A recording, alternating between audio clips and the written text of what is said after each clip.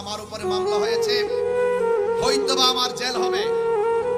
আহলুস সুন্নাত ওয়াল জামাতের সবাই যদি ঐক্যবদ্ধ থাকেন, আর আমি যদি টোটালি খোলা আকাশের নিচে যদি ওই অপশক্তি আমাকে ফাঁসিতেও ঝুলায়, এর বিনিময়ে যদি সুন্নি জামাত ঐক্যবদ্ধ হয়ে ওই অপশক্তিকে রুখে দিতে পারে, আমি মরে গিয়েও শান্তি পাবো। অনর্থক আমাকে মিথ্যা মামলা দিয়ে হয়রানি করবেন না, এবং যারা মামলা করেছেন অনুরোধ করব আপনারা নিশ্চয়ই আমাদেরকে স্বাধীনভাবে চলার সুযোগ দিবেন, ধর্মের কথা বলার সুযোগ দিবেন। অনর্থক কাহারও পাল্লায় পড়ে আপনারা সুন্নিদের বিরুদ্ধে স্টেপ দিবেন না, এর ফল ভালো হবে না। কারণ সুন্নিরা ওলি আল্লাহর পক্ষে, ওলি আল্লাহর পক্ষের মানুষকে যারা ডিস্টার্ব করে তারা অতীতেও কোনোদিন ভালো থাকে নাই, ভবিষ্যতেও কোনোদিন ভালো থাকবে না। যারা আমার বিরুদ্ধে অনর্থক হয়রানি এবং মিথ্যা ষড়যন্ত্রমূলকভাবে তারা মামলা করেছে, পুলিশ প্রশাসন এবং সাংবাদিকরা এখনো পরাধীন রয়ে গেছে। পুলিশ প্রশাসনকে বলবো, আপনারা আর স্বাধীন হবেন কখন?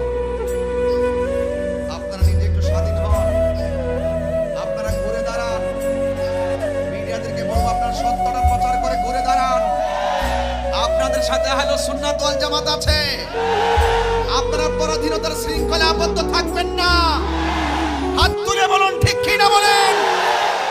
আমি মনে করি এই বাংলাদেশে ধর্মের কথাগুলো বলতে গেলে কোনো অনুমতির প্রয়োজন নাই।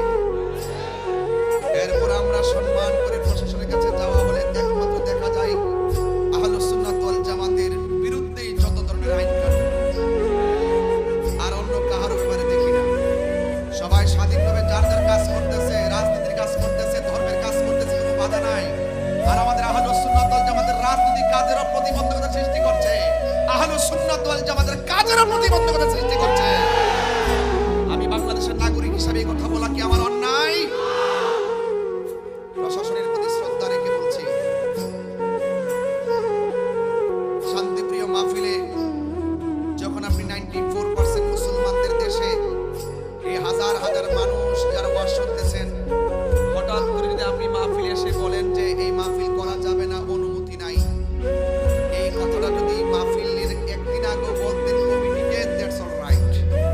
যখন আপনি হাজার হাজার লোকের সামনে এসে এই কথা বলে অনুমতির দোহাই দিয়ে মাহফিলটা বন্ধ করার কথা বলবেন, সেখানে হাজার হাজার মানুষ আপনার বিপরীতে চলে যাওয়াটা স্বাভাবিক। এটা তো আপনি উস্কানি দিলেন।